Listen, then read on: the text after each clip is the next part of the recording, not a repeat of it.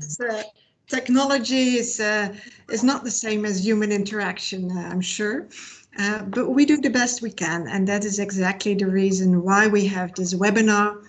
Of course, the 2020 review conference had to be postponed, but it is very important in the meantime to keep engaged, to keep involved, everybody to keep thinking about many of the very important topics that we'll be discussing in when the NPT review conference will be able to take place.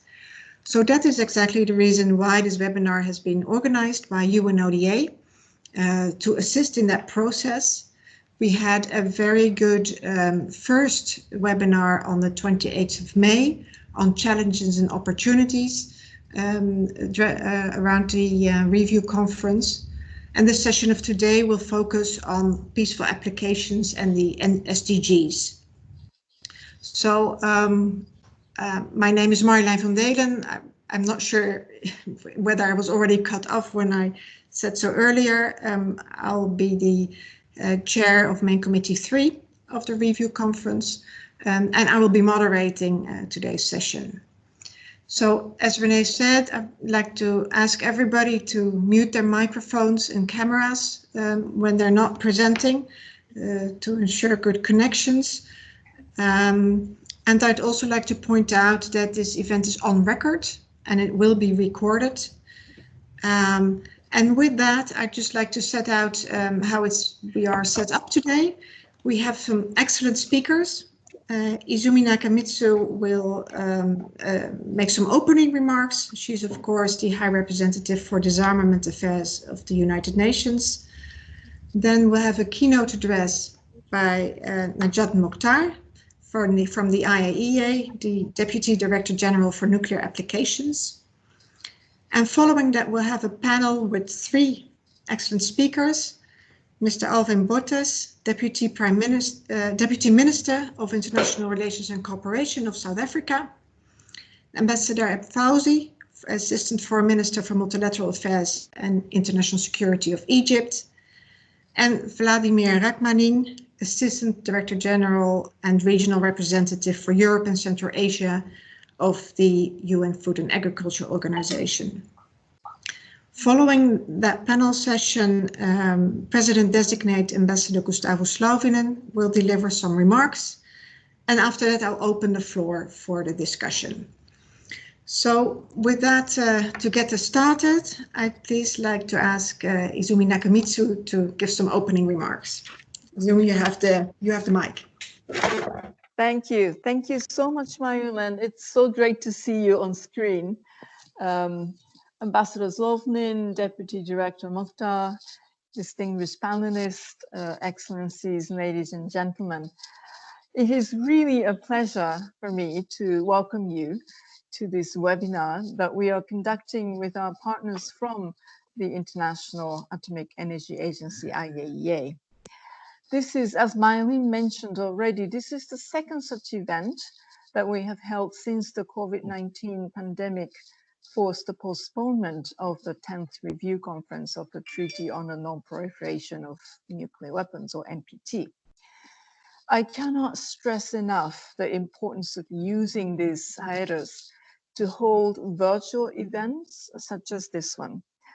The month we have between now and whenever the review conference is held are a valuable opportunity. Let's take it like that.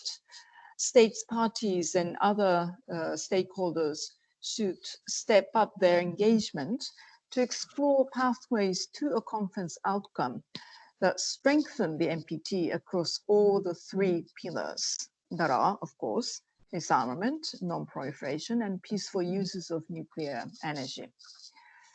This balance is one of the most important keys to success.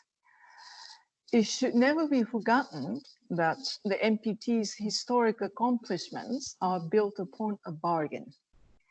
This was instrumental to both its negotiation 50 years ago, and of course it is in its indefinite extension 25 years ago.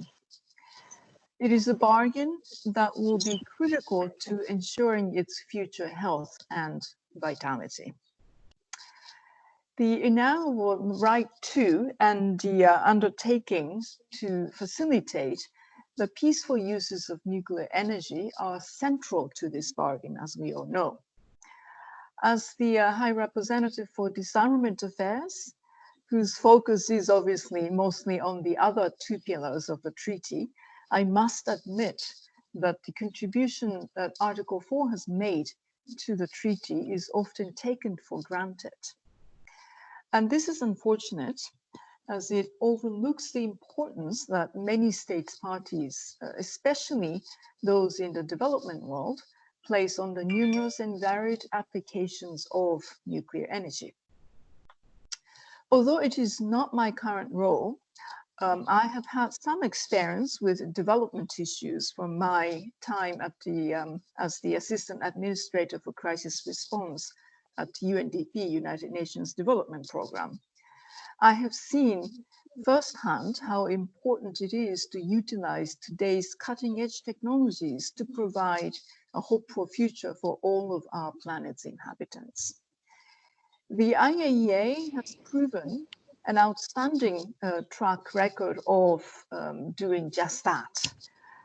Its work in health, environmental protection, water management, and agriculture contributes directly to the achievement of many of the Sustainable Development Goals and has provided aid and assistance to people around the world. The link between sustainable development and international peace and security is increasingly clear and has underscored the need for a more human-centered approach to disarmament. The sustainable development that the IAEA's programs helps to create is integral to building a more peaceful society. One of the NPT's strengths is that it houses a diverse community of states, but it also contains a diversity of expertise. And this is nowhere more apparent than in the scientific and technological applications of nuclear energy. So what I am hopeful we will hear today is how to strengthen two sides of the NPT's grand bargain.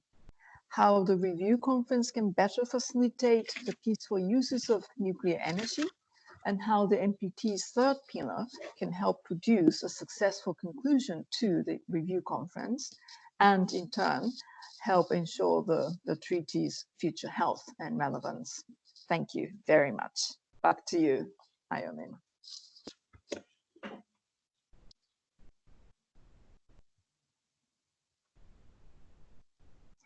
You're muted, Ambassador. Thank you for pointing out I was still muted. Thank you very much, Izumi, for those very wise words and setting us off in the right direction, connecting peaceful uses and nuclear applications to the NPT and its review conference.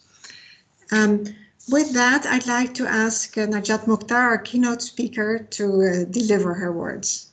Najat, the mic is yours. Thank you, Ambassador. Excellencies, ladies and gentlemen, it's really an honor for me to be with you here today, and you give me the opportunity to brief you on how IAEA is promoting peaceful use of nuclear science and technology to support global effort of the SDGs. I will give a PowerPoint presentation. Please bear with me. I will upload my presentation. Here it is, quickly. Can everybody sees it? Yeah. Yes, we can. Yes. Yep.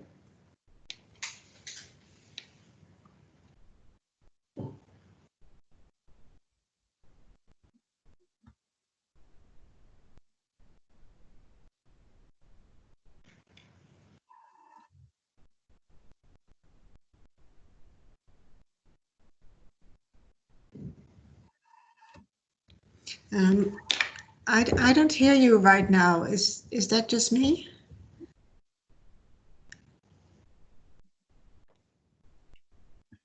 No, it is not. Ms. Mokhtar, you appear to be frozen. Okay. Can you hear me now? Now we can hear you. Yeah. Okay, thank you. Sorry, again, technology issues, but let's hope that this will work out. Yes. Can you see me? Yes, and Fantastic. I see the presentation and I hear you. Fantastic, thank you, thank you. So as I have said, I will talk to you about how IAEA is promoting nuclear science and technology to support global efforts and in the context of the SDGs. As you all know, the IAEA is not only mandated to safeguard technology against potential proliferation under the NPT, but also to facilitate the use of peaceful technology. So the IAEA is much more than just nuclear watchdog.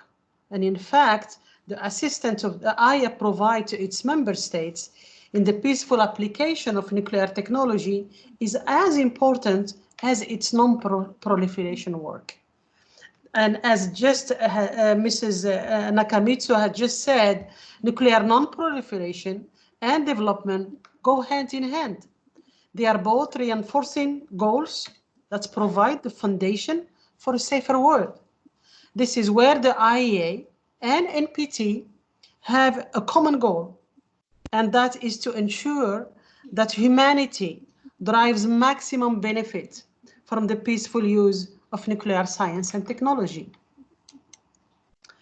The IAEA work is contributing to at least 9 of 17 SDGs in many different areas, including ensuring food security, human health, contributing to environmental monitoring, water management, industrial development.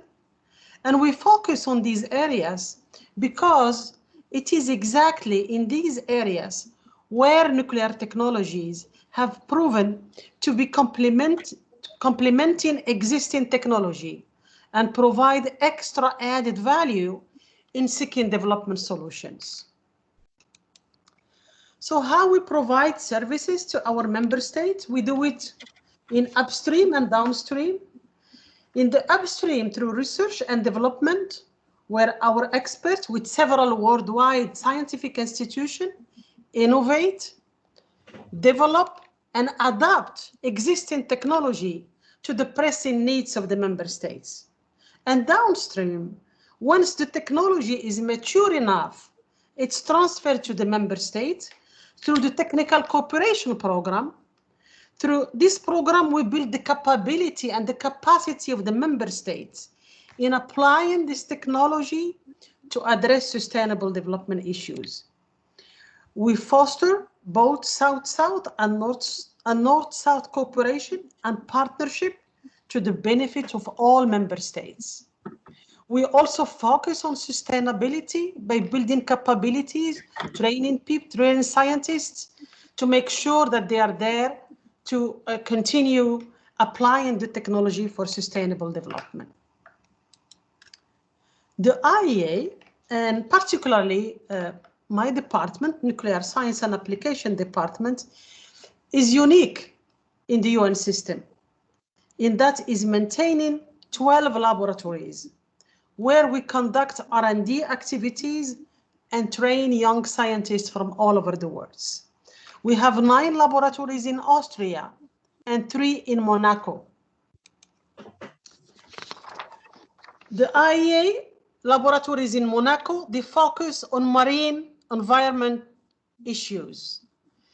Nuclear science has really a significant role to play in understanding the effects of climate change and on ocean and underlife water, particularly ocean acidification, and the impacts of ocean acidification on the life underwater.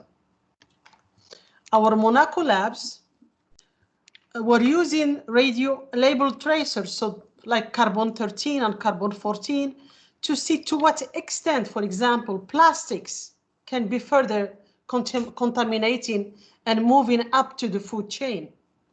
The microplastics accumulate in the gut of marine lives, but they can also cross membranes and enter the internal organs along with the contaminants that they are riding with them. They carry on. Indeed, ultimately, these contaminants can be transferred to humans through consumption of seafood. So the research we are doing in our lab give knowledge and transfer knowledge also to our member state to guide their seafood safety program. And what you can see here in this on this photo is a small shrimp. And you see the dots, those are plastics in the body of the shrimp. Oh. Yes, and we have many more like this.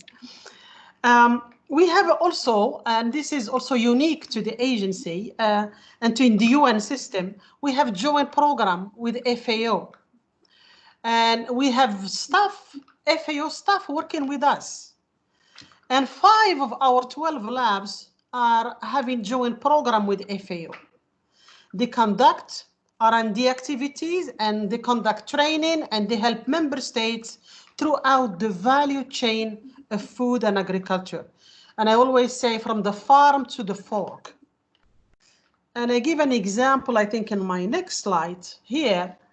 For example, this is a project in Sudan focusing on refugee camp where we were helping these women to use a very drought land and to improve soil fertility and guide them to use efficient water, because water there is almost inexistent, to be able to grow crops for their families and even to sell them and have some income for their families. So the stable isotope were used to estimate the fertilizers and water taken by the plant. So the farmers could know exactly how much fertilizers and water is needed. Another example here for example, in Namibia, farmers in Namibia now have new crops varieties. So we use the technology to develop new crops varieties of cowpea, in this case, sorghum, that are most tolerant to drought and pests. And thanks to nuclear technology provided with the support of IAEA and FAO, traditional seeds varieties, they no longer meet the need of the 700,000 agricultural households. And the agency transferred the technology and helped build local capacity. And as you can see, the yield was increased up to 30%. Another example in food and agriculture, I don't know if you have heard about the sterile insect technique, which is an insect birth control method that uses radiation to sterilize male flies, which are then reared in large numbers and released to mate with females. And these do not produce any offsprings, decreasing the insect pest population over time. So the IAEA, in cooperation with FAO, has been helping Senegal, this example, to suppress tsetse fly, tsetse, this sleeping sickness disease, from a northern region in Senegal called Niayes, enabling local farmers to keep imported cattle breed so that they can have more milk, 10 times more milk than local ones. So this has been achieved thanks to the research work done in our labs, the pest control laboratory in Austria. And talking about our laboratories, I want to highlight also our joint program with FAO on animal health. And this laboratory was critical, particularly in the context of COVID-19. So over the past 2 decades, in partnership with FAO, the IAEA has trained and equipped experts around the world to use diagnostic tools such as RT-PCR, the famous RT-PCR, to detect major zoonotic and animal diseases that can be transmitted to humans as well, such as avian influenza, Ebola, Zika virus, often using its veterinary diagnostic laboratory network, VetLab. So through this laboratory, we built a network of laboratories, more than 140 labs over the world. So today, this network helps participating countries to improve the early detection and control of transboundary animal diseases that can't be transmitted to humans, such as COVID-19. And let me say a few words on our help in the context of COVID-19. And this is a very good example on how nuclear technology can support member states in emergency cases like this one. Early December, we started receiving requests from member states, requests for assistance in virus detection. Now we received more than 123 requests from member states. We have responded swiftly. So far, we have shipped more than 400 consignments of equipment, virus detection, diagnosis, accessories, personal protective equipment, and other supplies. So this was most of the largest operation ever mounted by the IAEA. And it's more is underway in the context of another project that our DG has launched during the last June board, the Zodiac project, Zoonotic Diseases Integrated Action, and which is an initiative. And the goal is to establish a global network of national diagnostic laboratories all over the world that can conduct in coordinated manner surveillance and monitoring, early detection and control of emerging and re-emerging zoonotic diseases using nuclear and derived techniques. So this is an example where we build capabilities, we build networks, and we respond to needs of the member states, particularly in the situation like the COVID-19. And I'll continue on the human health part. As you know, we have a human health program, and nuclear technology is really fundamental to diagnosis, treatment in many areas in human health. And our human health program, and also our program of action for cancer therapy, the PACT program, help countries devise comprehensive cancer control and establish radiation medicine facilities. You can see on the next slide, this is our dosimetry laboratory in Vienna, in Austria, which helps ensuring that radiotherapy machines all over the world, in many medical centers, are calibrated, which means they are to ensure that the right radiation dose is administered to the patient in cancer treatment. So we deliver services to more than 4,000 hospitals around the world. So those figures are real, and this is one of the also contribution of nuclear technology. We also organize, in the context of COVID-19, we did not stop supporting member states and health professionals to tackle diseases under the COVID-19 crisis. So we organize webinars in 5 languages to support radiotherapy, nuclear medicine, and radiology services in member states and help them to continue providing essential services safely. So more than 1,000 specialists from more than 125 countries participated. And let me give a few words on nuclear energy, which I think you are more familiar with.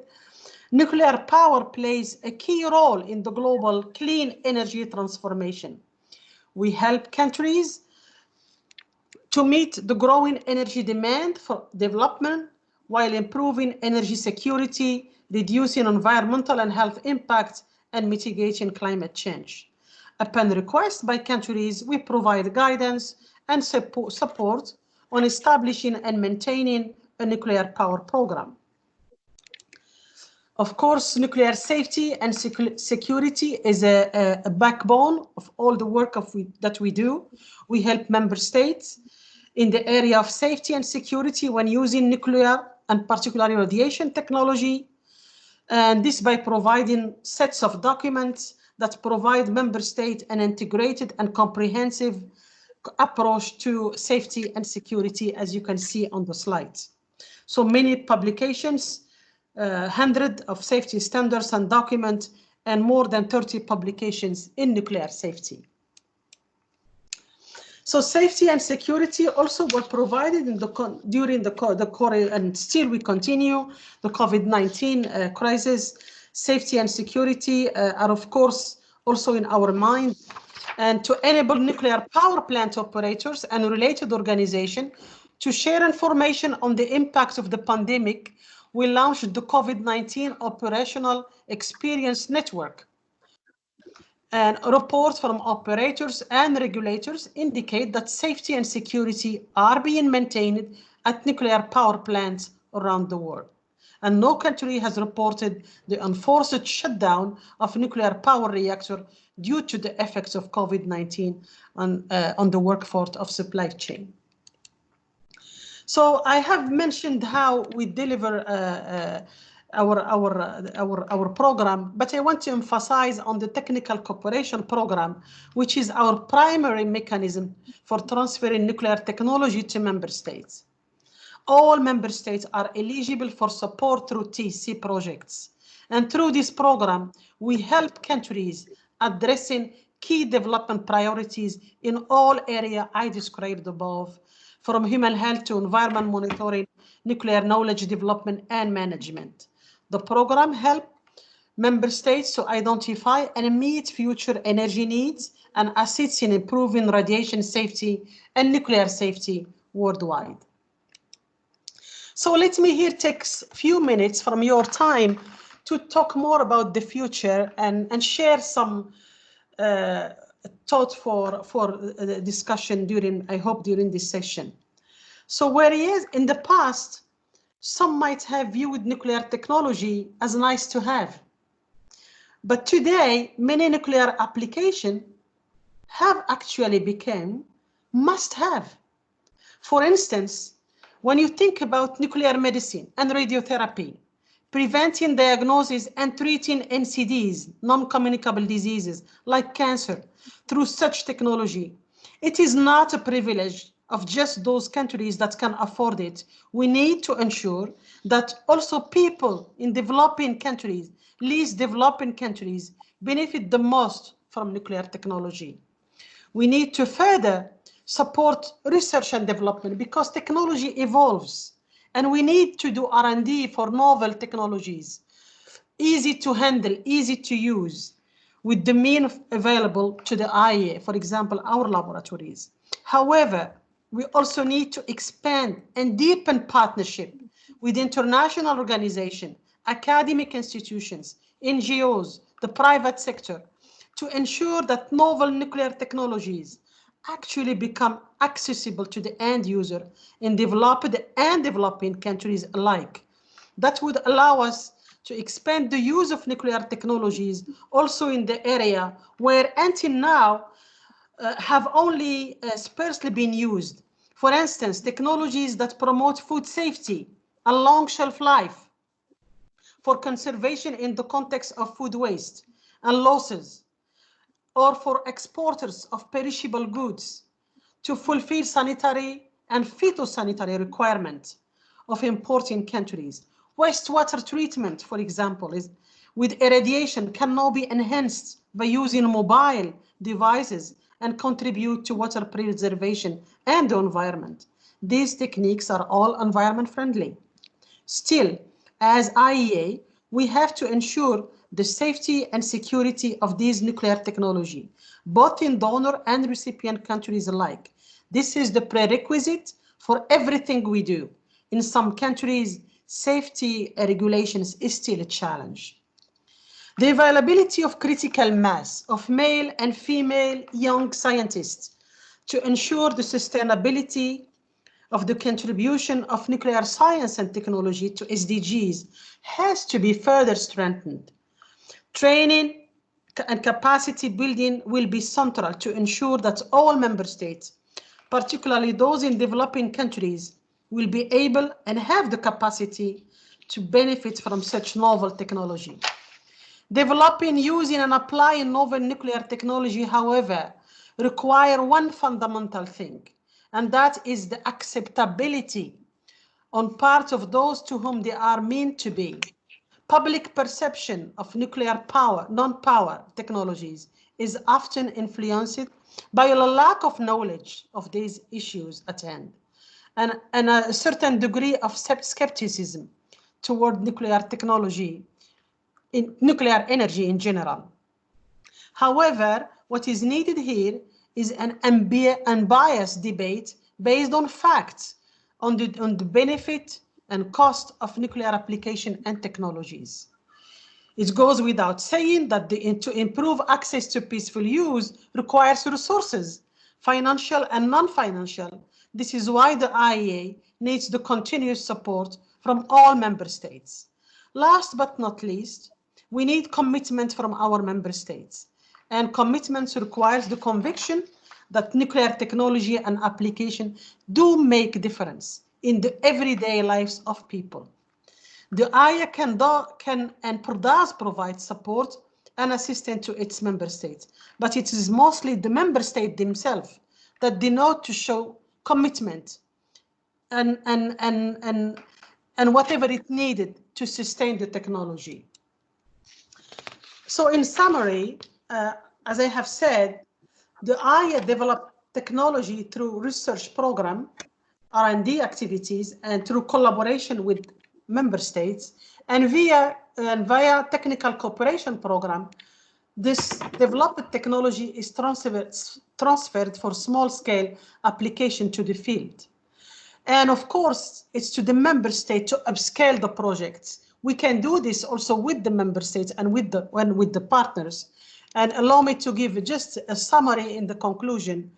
We need bigger projects, scalable projects that they can make real impact at larger scale.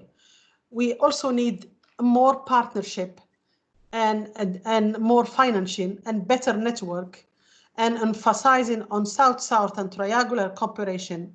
And of course, we need to promote the youth, promote the women in science and nuclear for sustainability and for our future and our children's future. More and more resources, of course, are needed to apply this nuclear technology to SDGs.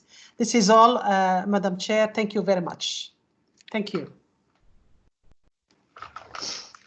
Thank you very much, Mrs. Mokhtar, for this very informative presentation on the fantastic work of the IAEA on in peaceful applications. And you made it very clear how the agency responds to the needs of the member states to make use of peaceful applications, especially also in the context of COVID-19. And I also want to congratulate you on the immense job that you did with the distribution of the test kits, and also now looking forward to the future with the Zodiac program. And also thank you for listing a number of areas that will need some work and attention also in the NPT context. With that, I would like to turn to the panel with, as a first speaker, Deputy Minister Alvin Boots. So Boots, you have the floor. Thank you very much, Madam Moderator, Ambassadors, Excellencies. Thanks for affording South Africa the opportunity to partake in this very important event. We further wish to compliment the UN Office for Disarmament Affairs and IAEA for organizing and actually rescheduling, Madam Moderator, this seminar. In line with its items for peace and development motto, the IAEA supports member states in their efforts to attain all 17 Sustainable Development Goals as set out in the UN 2030 Agenda for Sustainable Development. Madam Moderator, many countries use nuclear science and technology to contribute and to meet their developmental objectives. The IAEA, through its Nuclear Energy Technology Cooperation and application programs, directly contributes to the achievement of 9 of the SDGs. The agency's work especially focus on addressing hunger, and therefore we need to ensure that populations are in good health, have clean water and sanitation. It also promotes affordable and clean energy to all and supports industrialization and the management of agriculture and water resources. And it does all this by the building of partnerships. Nuclear science, therefore, can also be applied to mitigate the effects of climate change. These include the provisions of alternative sources of power generation, contributing to the study of desertification, and even assisting with the management of water supply, as the IAEA did when the city of Cape Town was experiencing water challenges. In addition, the agency's support in cancer control is becoming more important as the disease grows in Africa. In 2012, Madam Moderator, there were only 847,000 new cancer cases on the African continent. However, and unfortunately, it is estimated by 2030, this figure is likely to reach 1.4 million Africans. It is therefore a matter of serious concern that in 28 African countries, radiotherapy is not available at all, and that in most other African member states, it is estimated that on average, an average of 5 million or more patients have to rely on a single radiotherapy machine for treatment. The agency's program of action for cancer therapy is therefore a critically important tool in the fight against cancer. Another equally important area through which the agency directly supports member states in their endeavor to achieve the SDGs is the nuclear application laboratories at the Sitzdorf in Austria, through which the agency further innovates, develop and transfer nuclear technologies, applications, and more importantly, Madam Moderator, skills to member states. South Africa, alongside Germany, is proud to co-chair the Friends of Nerol in support of the modernization and renovations of these laboratories. We encourage member states that are participating in this important event and that are in a position to do so, to support in an unequivocal manner this project, which is nearing its final phases.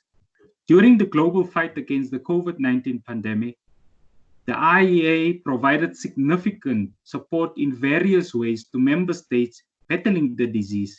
However, it also started to build on a project that had its origins in Africa, namely the VET Labs project. The original purpose of this project, Madam Moderator, was to strengthen regional and national laboratories to enable the early detection of zoonotic diseases. In 2012, when South Africa donated the seed money with Japan and the United States for this project, we could not have foreseen its successes, nor the role that it will play in combating and fighting the COVID-19 pandemic. This network is now in 45 countries in Africa, in 19 countries in Asia, and it's expanding to Eastern Europe and the Americas. The VET Labs project has now provided the basis for the new initiative of the IAEA called Zodiac, which is specifically focusing and dedicated to the fight against the COVID-19 pandemic and to prevent and fight future pandemics and existing zoonotic diseases. Madam Moderator, now turning to the NPT. As we all know, along with the legal commitments to the elimination of nuclear weapons and measures to prevent proliferation, the NPT reaffirms the inalienable right to the peaceful uses of nuclear energy pursuant to Article 4 of the treaty, peaceful nuclear cooperation, and access to the benefits of peaceful uses of nuclear energy constitute one of the core objectives of the treaty and is central to our efforts to attain sustainable and accelerated economic growth, especially and in particular in Africa. In giving effect to Article 4, South Africa would therefore caution against attempts that would seek to reinterpret or restrict this inalienable right. As the delivery vehicle of this inalienable right, South Africa attaches great importance to the IAEA's Technical Cooperation Program And in our view, the agency's TC's projects constitute important building blocks to assist developing countries in their efforts to alleviate poverty, improve the life of their people, and achieve the Sustainable Development Goals. We are therefore very much concerned about the lack of sufficient, assured, and predictable funding for the agency's technical cooperation program to fulfill its promotional mandate and to meet the growing demand and an increasing number of member states requesting TC projects. We also, as South Africa, believe that greater efforts could be made to balance the allocation of resources between the major programs of the IEA to enable the full implementation of Article 4 of the NPT. Madam Moderator, the NPT importantly commits its states parties to the total and complete elimination of nuclear weapons and non-proliferation through the application of safeguards by the IAEA. However, the availability and transfer of nuclear technologies are often impeded by real or perceived links to proliferation and nuclear security concerns, limited funding, and low awareness in many countries about the technologies themselves, their benefits and availability, and ways to facilitate their acquisition. And that, Madam Moderator, makes South Africa to believe more can and should be done to address these concerns with the aim of expanding the use of nuclear technologies.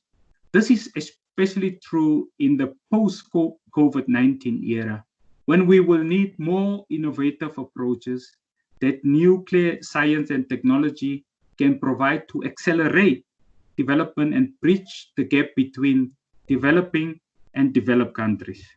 Furthermore, the integrity of the NPT rests on the bargain that was struck across the three pillars of the treaty, namely nuclear disarmament, nuclear non-proliferation, and the peaceful uses of nuclear energy. Each of these pillars, Madam Moderator, must be recognized and upheld as equal in importance, and therefore the treaty must be implemented in all its aspects without prejudice.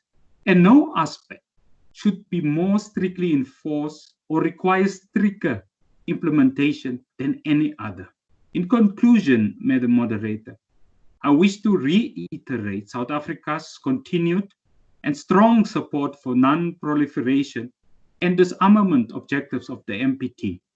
Although we would support a strong focus during the REFCON on the success of Pillar 3, we caution that this should not be used to obscure the lack of any progress with regard to nuclear disarmament. We should therefore review all three pillars equally and honestly. The time has come to talk to one another, and in this discussion, the often neglected pillar of peaceful uses of nuclear energy deserve, Madam Moderator, its rightful place and due consideration at the next NPT review conference. Thank you very much. Thank you very much, Deputy Minister Botz, for your for your excellent presentation.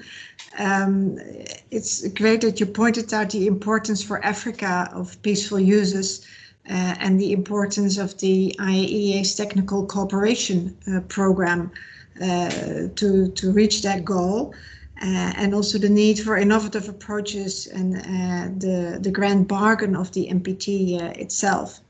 Thank you very much for that. And with that, I would like to turn to Ambassador Fauzi, our second speaker. Ambassador Fauzi, you have the floor. Thank you very much, Madam Ambassador.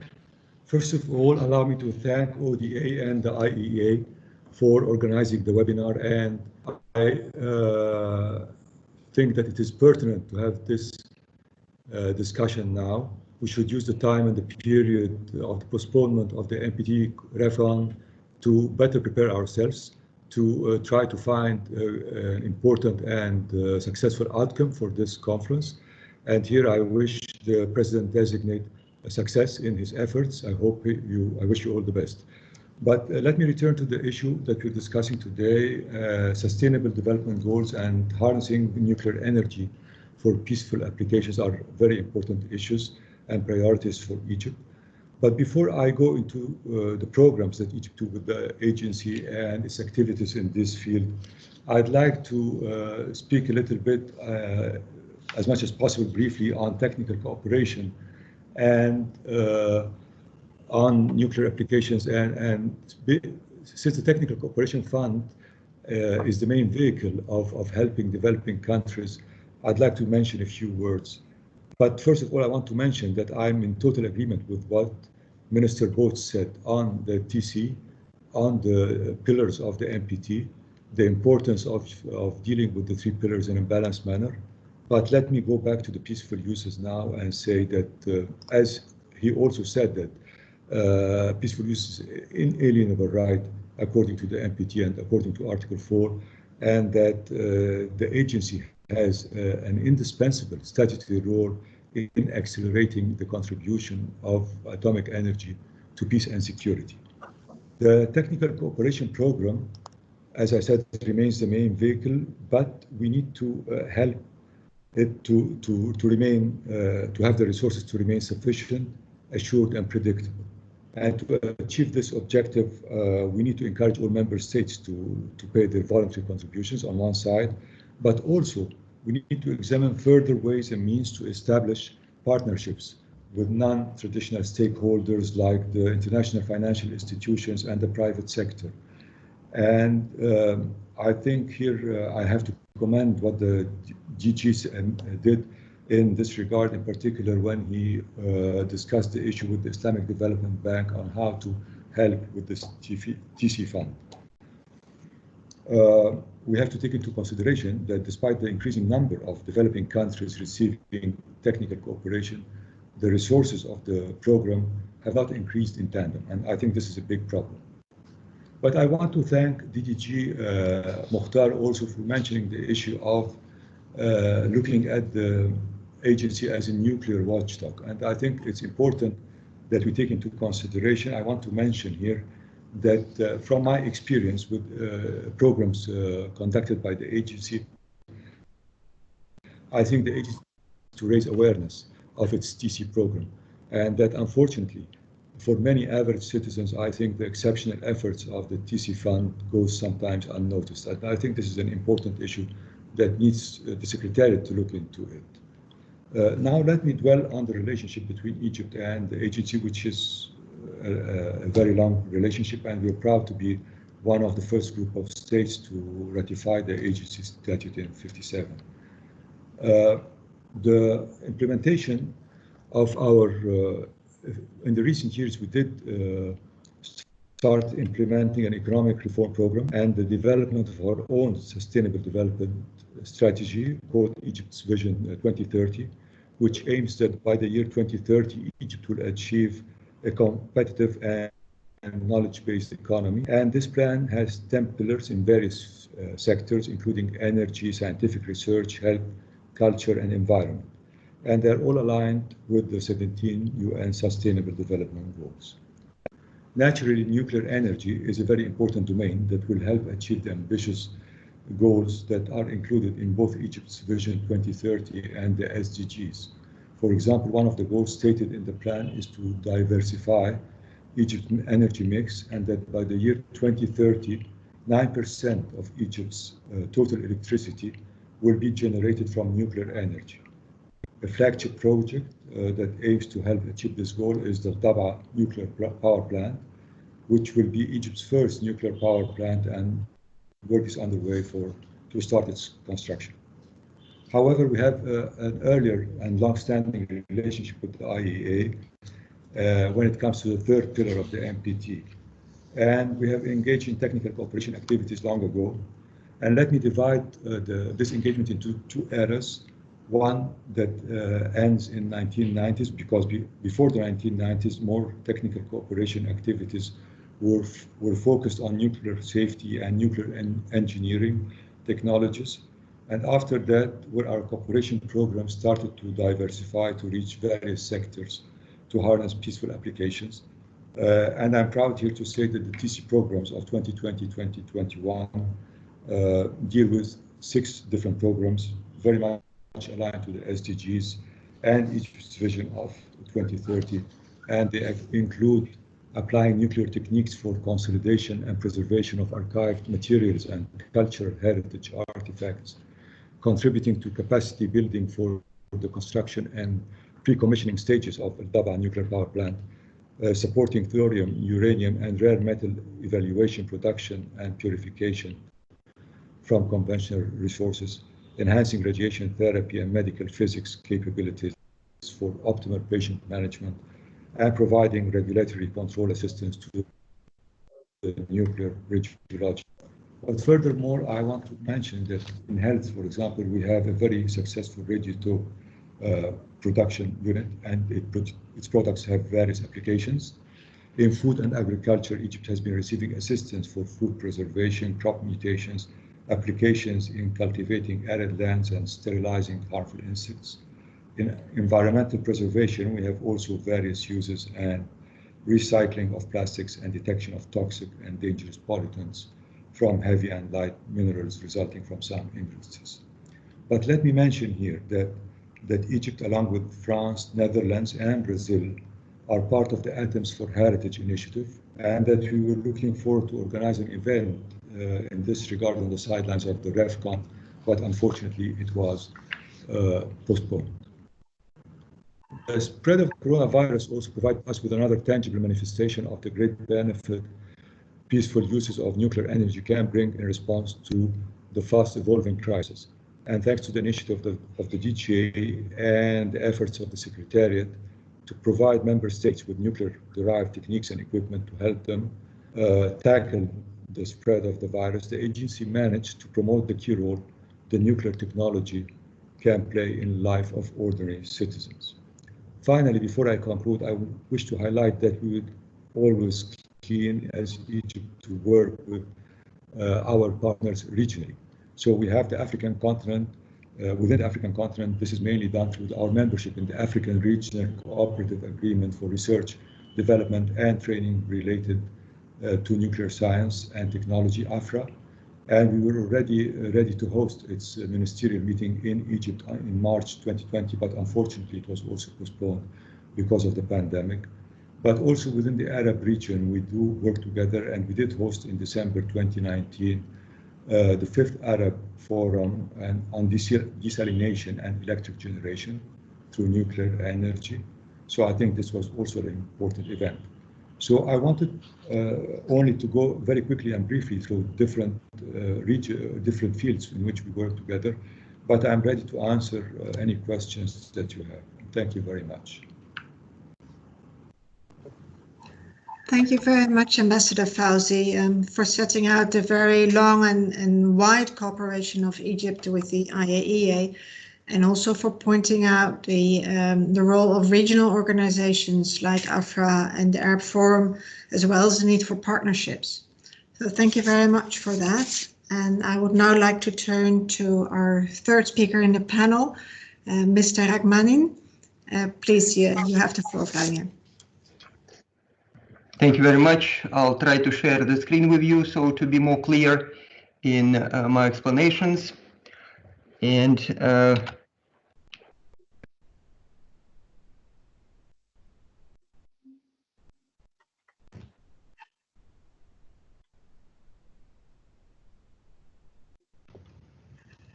I see your presentation, but I don't hear you.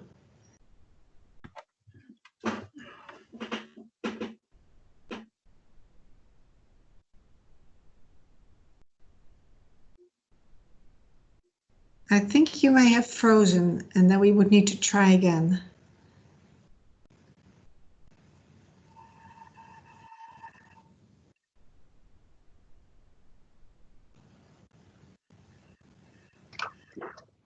Yeah, I think we need to try again now.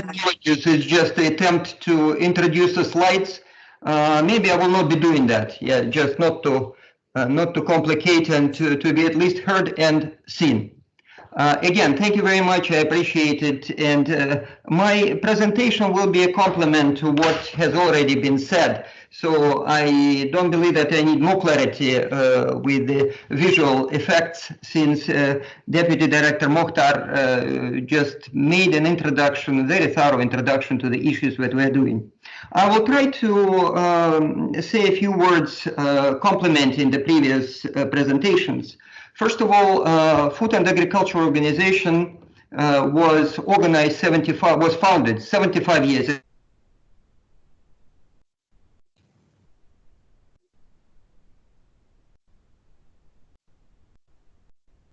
You froze for a while on my screen, and I currently don't hear you.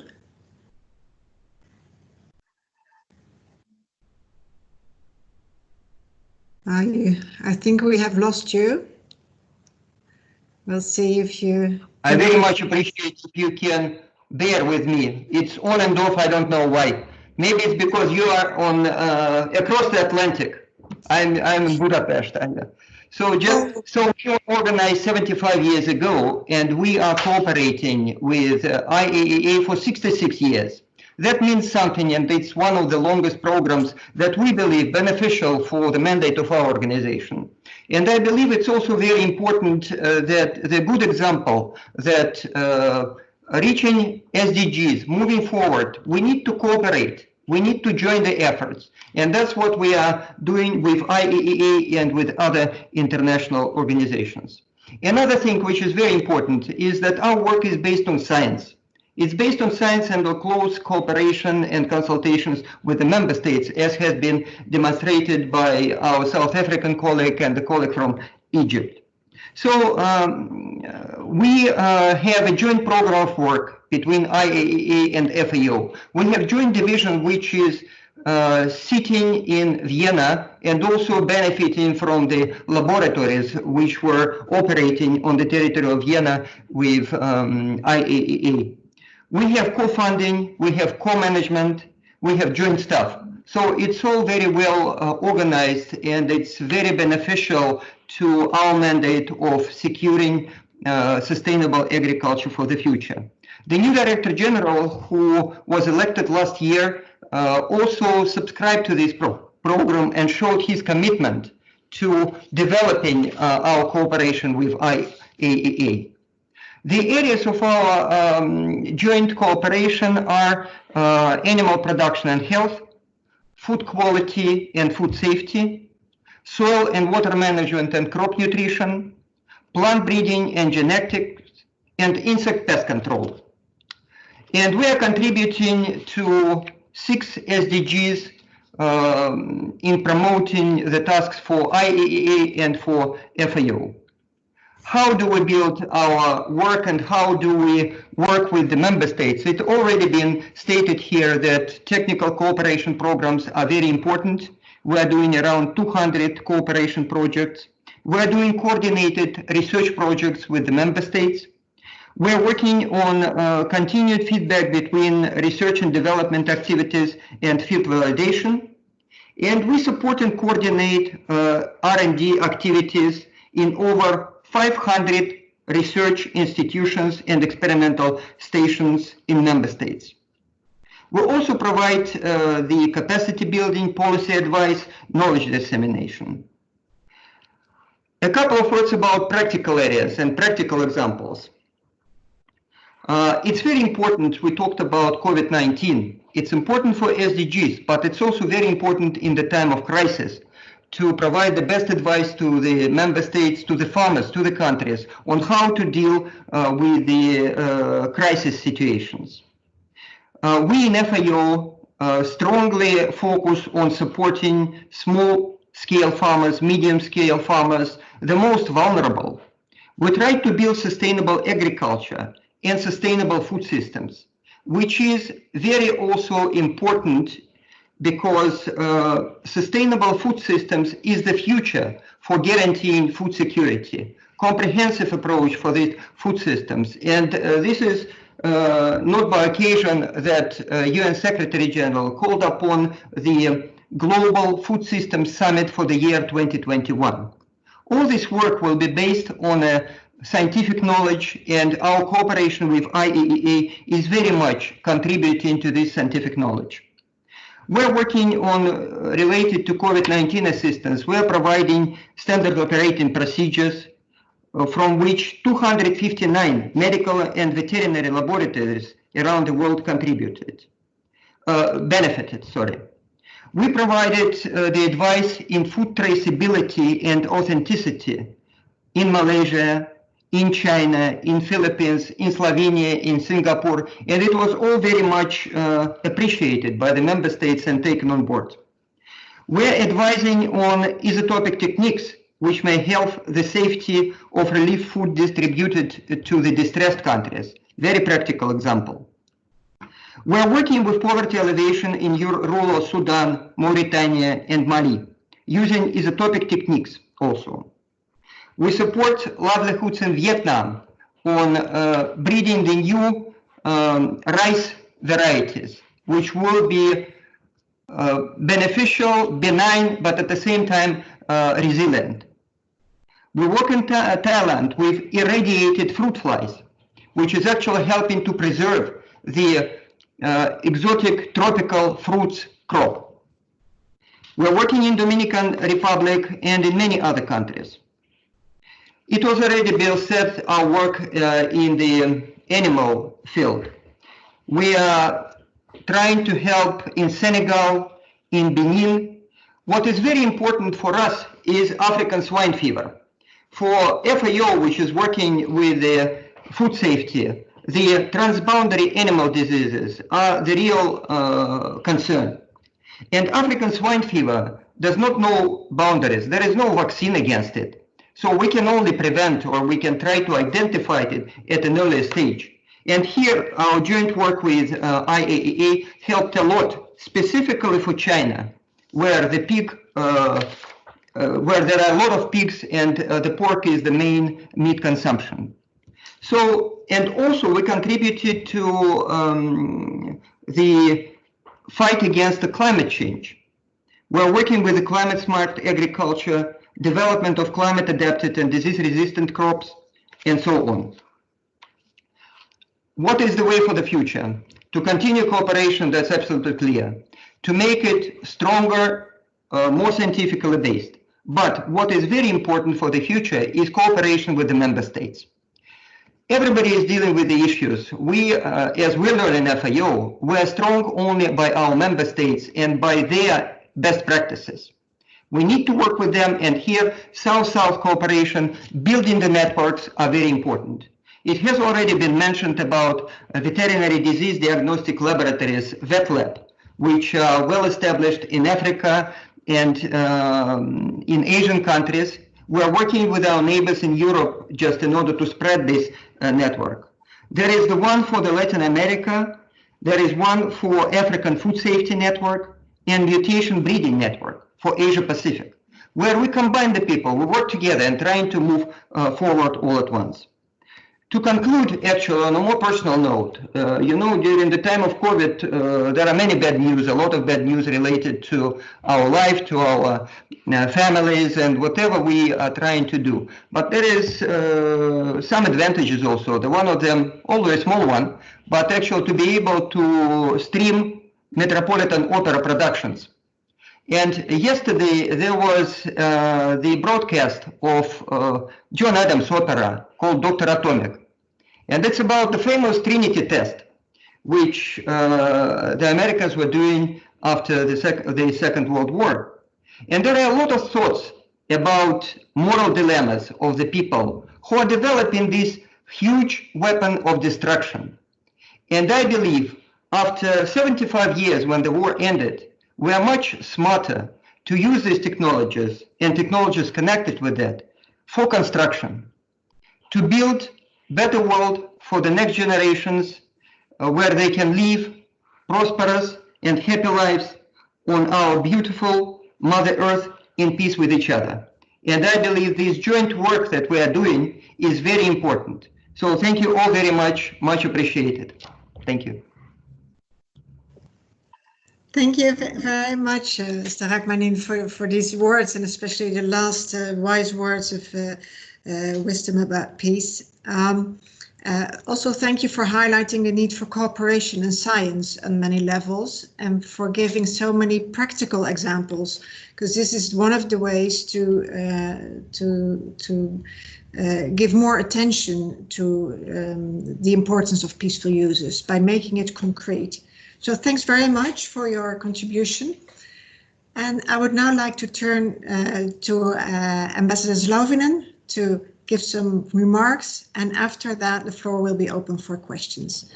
Ambassador Zlovinen, you have the floor. Thank you, Marjolien. High Representative Nakamitsu, DDG Mokhtar, distinguished panelists, Deputy Foreign Minister Bowles, Assistant Foreign Minister Fauci, ADG FAO Rahmani, Excellencies, dear colleagues, ladies and gentlemen. I want to express, first of all, my gratitude, my sincere gratitude to both the UN Office for Disarmament Affairs and the IAEA for arranging today's event. I also want to thank our very distinguished panelists and moderator for setting aside time in their very busy schedules to join us today and lend their insights. We are holding these webinars because of the review conference was postponed due to the COVID-19 pandemic, which continues to ravage the populations of many countries, not least on my own continent. The pandemic is a daily reminder of the need for cooperation and compassion across borders and for solidarity amongst all peoples. But it's also a reminder of the central role that science and technology must play in meeting the challenges of our globalized and networked planet. It is fitting then that today we celebrate the achievements of nuclear science and technology, not least for the role it is playing in trying to find a way to bring to an end the horrors of COVID-19. The many benefits that spring from the peaceful uses of nuclear energy are something with which I am very familiar. I spent much of my professional career and life seeking to increase understanding about why investment in and facilitation of these technologies can greatly assist all peoples, especially those most vulnerable ones. We heard today many of the groundbreaking ways in which nuclear science is driving fulfillment of the Sustainable Development Goals in health, agriculture, and water management, climate change, and environmental protections, among others. These are valuable endeavors that should be advertised to the widest possible audience to ensure the widest possible adoption of these technologies. I can think of no better venue for that conversation than the 10th NPT Review Conference, whenever it is held. The NPT, with its near universal membership, is a powerful convening tool that includes states from across the spectrum of development, from those creating the technology to those who need it. As President-designate of the Review Conference, it is not my role to dictate what should comprise any potential outcome from the conference, but it is my responsibility to facilitate an outcome that looks both backwards and to the future, and that it is balanced across all three of the NPT's pillars, which are disarmament, non-proliferation, and the peaceful uses of nuclear energy. This third pillar, the peaceful uses of nuclear energy, is, if not outright overlooked, is often taken for granted. Worse, it is often considered a distraction. This cannot be how we approach the 10th Review Conference. State parties should remember why the grand bargain, that is the NPT, was struck in the first place. The non-nuclear weapon states knew that in rightly forswearing nuclear weapons, they should not forswear the potential benefits of one of the most important scientific breakthroughs in history. The appropriately safeguarded access to the peaceful applications of nuclear technology was critical then to ensuring support for the other pillars of the NPT. I doubt the drafters of the treaty could possibly have envisaged the spectrum of applications that nuclear science and technology would have for sustainable development. But at the 10th Review Conference, it is something we should be applauding. The IAEA, through its Technical Cooperation Program, has an outstanding track record of facilitating peaceful applications and cooperations, which should be what should be included in any forward-looking balanced outcome of the review conference. And that is how to strengthen that facilitation, broaden its impact, and ensure its long-term security, so that all who need to derive its benefits are able to do so. In conclusion, today we have heard some excellent suggestions, and I hope that the coming months will allow the elaboration of many more, unlocking the full potential of the NPT's third pillar for sustainable development and as a mutually reinforcement element of a successful outcome to the 10th Review Conference. And I thank you.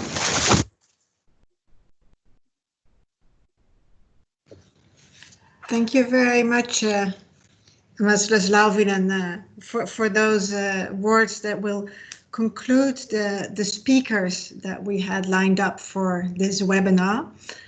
I would now like to open the floor for the questions that I'm sure you have for the distinguished speakers. Participants that wish to speak can indicate so either by sending a quick message in the chat or by using the hand raising facility in MS Teams. I'll do my best to keep track on the order in which people raise their hands, but please bear with me if I don't get it 100% right. And then when I give you the floor, please unmute and put on your camera. And after you've spoken, please mute again and switch off your camera. And please limit your questions or interventions to 45 seconds. Maximum, and then we'll take a couple of questions and then go to back to the panel to answer your questions. I see a hand raised. I apologize because I cannot see your name, but as that's the only question, I'd like to give you the floor. I'm sorry, the lady that has her hand up. Please tell us your name and your question. Yeah.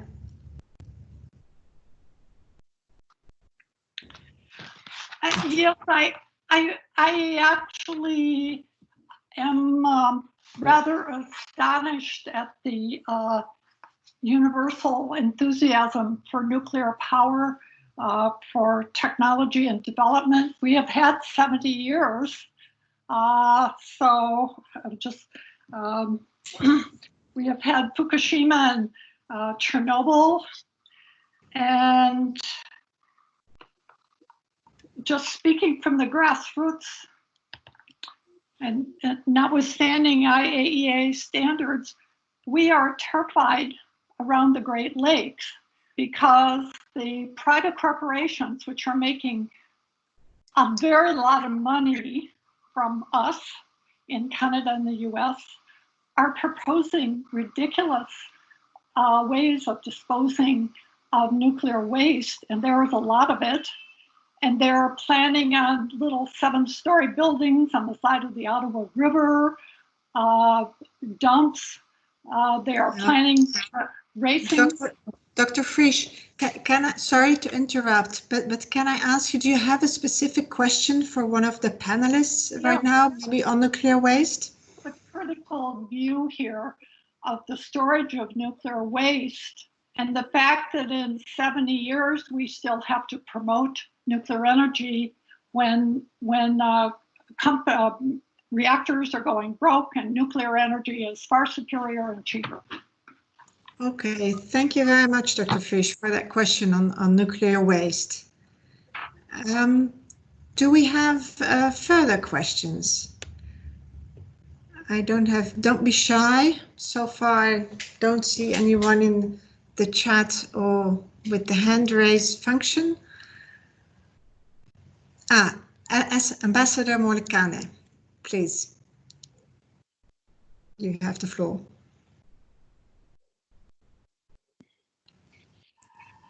Thank you, moderator.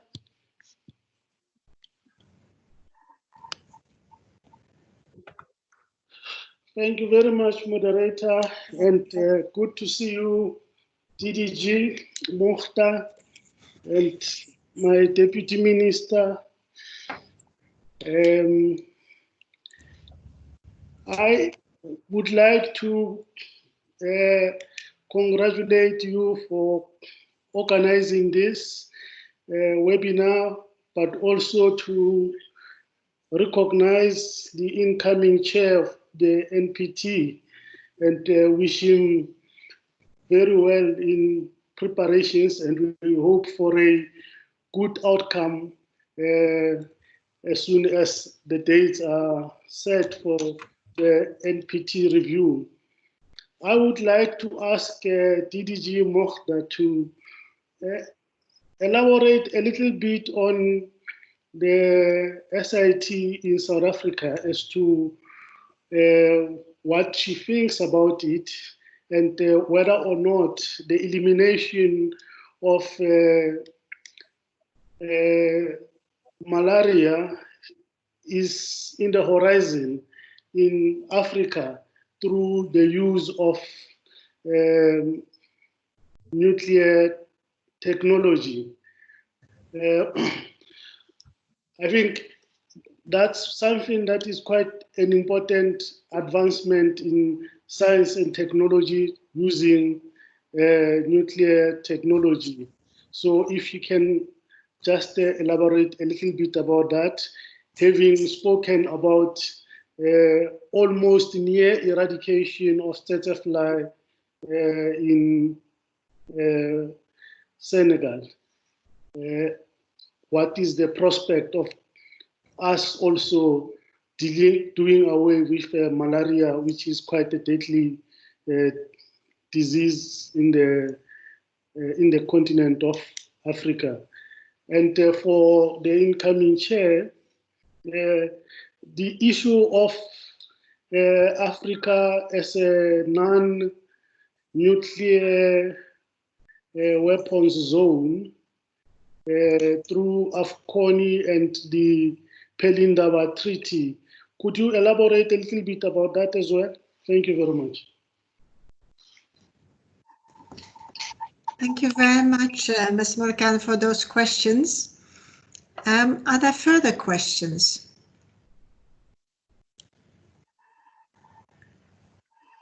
There's no need to be shy. I think there's plenty of issues that were discussed and were put on the table, especially in their relationship to the NPT and its review conference and how we can deal with them. But if there is, all right, there's a question from Austria. Daniel Rödling, you have the floor.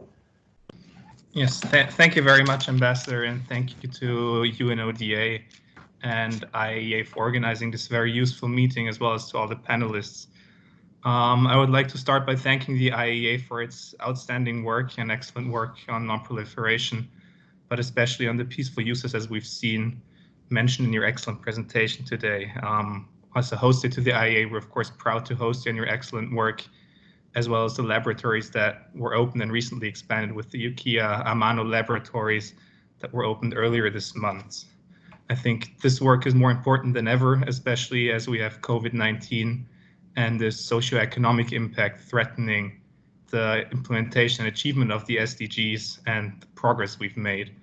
So with regards to that, you mentioned the donor funding, and how do you see this shaping out in the long term, since there's so many needs at once for humanitarian affairs, for development affairs, and how can the peaceful uses fit into this pattern, very briefly? And on the review process, of course, we will stand ready to achieve a successful outcome, and would like to mention the balance of the 3 pillars that Egypt and South Africa have mentioned as well, and you have as well, Mr. Ambassador. Thank you very much. Thank you very much for that question. And the next question is for Ingrid Kirsten, and then we will turn back to the speakers, and possibly would have time for a few more questions, but we have to see how we do with time. Ingrid, pleasure to see you, and you have the floor. Thank you, Marjolaine. My question is for Deputy Minister Alban Boertes. I listened with interest to your excellent presentation, Deputy Minister, and I was struck by your comment that more needs to be done about peaceful uses, and that we need to expand peaceful uses in Africa especially. And I was wondering how South Africa is going to use the NPT as an opportunity to do this. Thank you very much, Ingrid.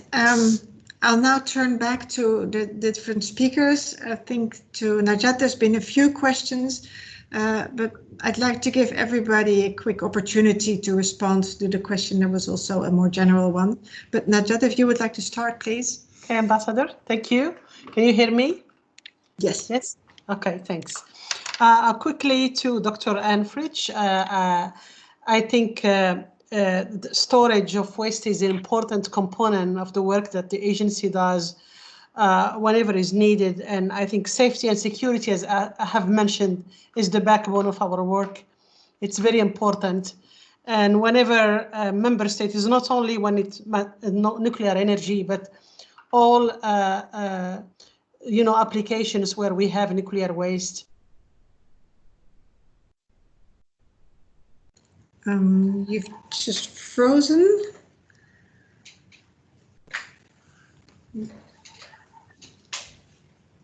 Mokhtar, you're frozen on the screen. We can't hear you.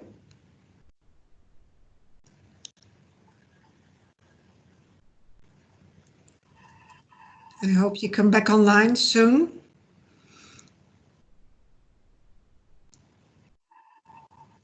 Yeah. I hope she's reconnecting. We'll just wait a few minutes. I'm here. Yes. Thank you. I'm sorry. I don't know what happened. But just to assure you that from IAEA side, I think everything is in place to ensure safe and secure storage of waste. I'm not the specialist, but I can speak on behalf of my colleagues on that regard. Now, regarding the question, Ambassador, on SIT and malaria, and particularly the project in South Africa, thank you for that. This is I've been in South Africa early this year, and I visited the facility on SIT and malaria. And let me just briefly say that the agency's experience on the eradication of mosquito on vector-borne diseases or mosquito that carry diseases to humans, we have started with the Zika virus. And again, when we talk about funding, I will come back to that. We got extra budgetary funding, and we could really set a facility not only at the IAEA, but also in member states to really make sure that we use the technology to for this.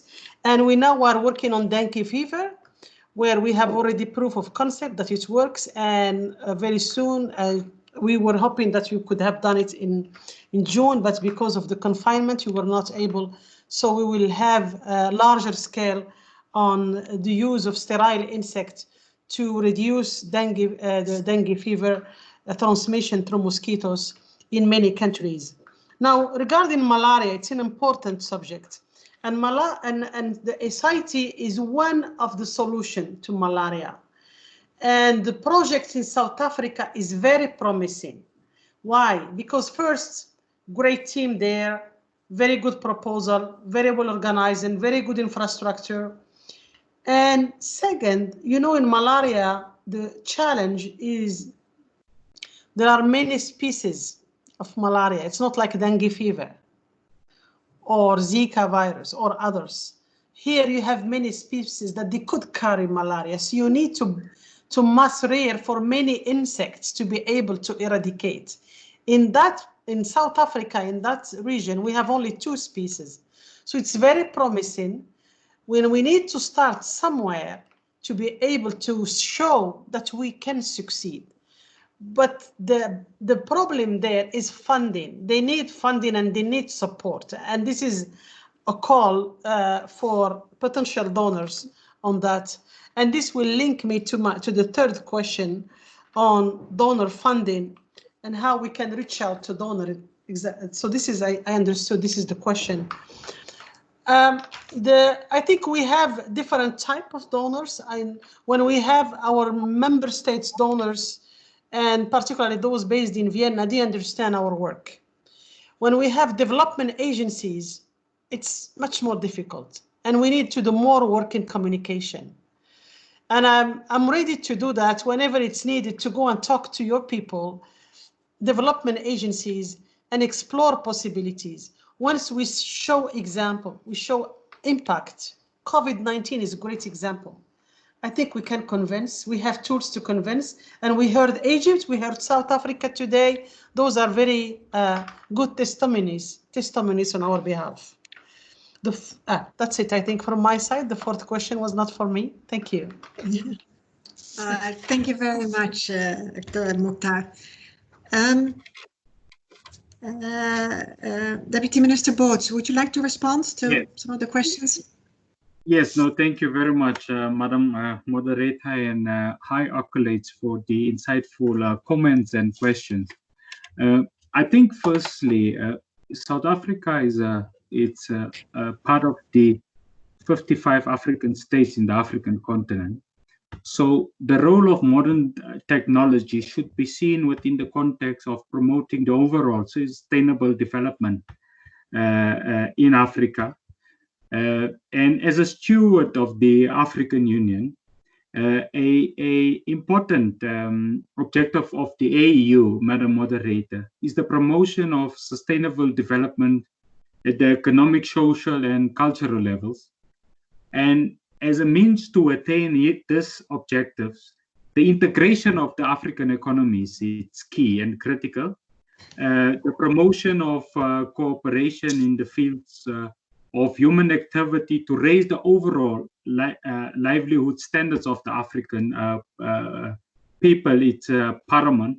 And of course, one of the important sub-objectives of the African Union is the development of the African continent through the promotion of research in all fields, particularly as it relates to science and technology is concerned. I must indicate that the African Economic Community have reaffirmed the objectives of sustainable development through regional coordination. So the main contributing and interlocutor would be the regional integration and cooperation amongst different regional economic communities in Africa, which coincidentally, Madam Moderator, has identified energy as being a crucial factor in the attainment of inclusive prosperity for the African state. I think our audience and panelists will appreciate that the Agenda 2063 that speaks about the Africa we want have at its pinnacle inclusive prosperity for the African people. So we see, for example, that the Abuja Treaty, as it relates to nuclear energy, will form part of key building blocks of activities as it relates to how states in Africa can diversify the continent's energy mix to focus on sustainable energy generation. I think we should be the first actually to make certain concessions. One of our important concessions is that in Africa, we don't have the prerequisite energy mix to allow this inclusive, sustainable, and prosperous development at this current juncture. So this debate that we are having today, Madam Moderator, I think will rekindle the assertion that nuclear as an economic variable, it's a key issue for the African states actually to be looked at. And I think in particular, given the fact that the NPT today, it's 50 years old, and importantly, South Africa have acceded to the NPT as early as 1991.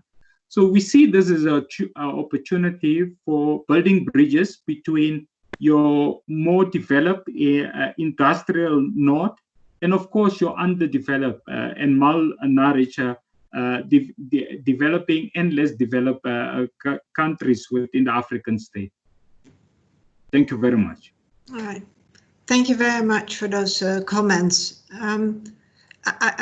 Ambassador Salvinen, I see your hand raised. Would you like to comment now or afterwards? To comment now? Yes, thank you, Marjolein. It's just to respond to the question regarding the role that just the Prelindaba Treaty and in particular its members may play during the review conference, and absolutely with all the other nuclear weapons-free zones established around the world, including in my own continent, the local treaties members, absolutely they should play a very positive and active role in the review conference. This is what I expect as President-designate. And just a reminder that Article 7 of the NPT allows and promotes regional treaties in order to assure the total absence of nuclear weapons in their own territories. But I would say that, just beyond that very specific part of the article, I have seen in my own experience in working with colleagues in the Latin American regions through Tlatelolco, that these regional treaties also promote the peaceful applications of nuclear energy in their own regions. And I will say that just goes in line very much with Deputy Minister Boats just said. I fully agree and endorse his point of views, and I thank him for that. And I hope that that view, as well as many others in that sense, will be reflected duly at the review conference. Thank you. Thank you very much. Ambassador Fauzi, would you like to quickly respond to any of the questions? Yeah, just. Thank you very much, Madam Ambassador. I just will respond very quickly that any country starting or beginning a program on a nuclear program would definitely seek to abide by the standards of security and safety of the IAEA. And an example of that is Egypt, for example, invited a mission by the IAEA to visit the site where the construction should take place of the Daba project to give us a report on phase 2 of our preparations. And I think this is just an example of the importance of abiding by the standards of the IAEA. I just want to comment that I'm a bit bewildered why the opposition for peaceful uses of nuclear energy always of waste and of fear of any accidents always comes when it regards peaceful uses. But I don't see the same opposition to nuclear weapon grade material where we don't have information about in a transparent manner. Thank you very much. Thank you. And Mr. Hakmani, would you still have some comments, questions? Okay, all right, thank you very much. Just to stress one thing which we're talking about, this is the dialogue with the public. This is also very important just for us. And I believe all my colleagues were talking about it. And it's we develop these programs and approaches. It's also important to share this scientific knowledge with the public. Yes, I agree. All right, well, with that, and also looking at the time, I would like to close this webinar. First of all, I'd like to thank very much all the speakers that participated today. And also a big thank you to UNODA for organizing the event, and High Representative Nakamitsu for her opening remarks.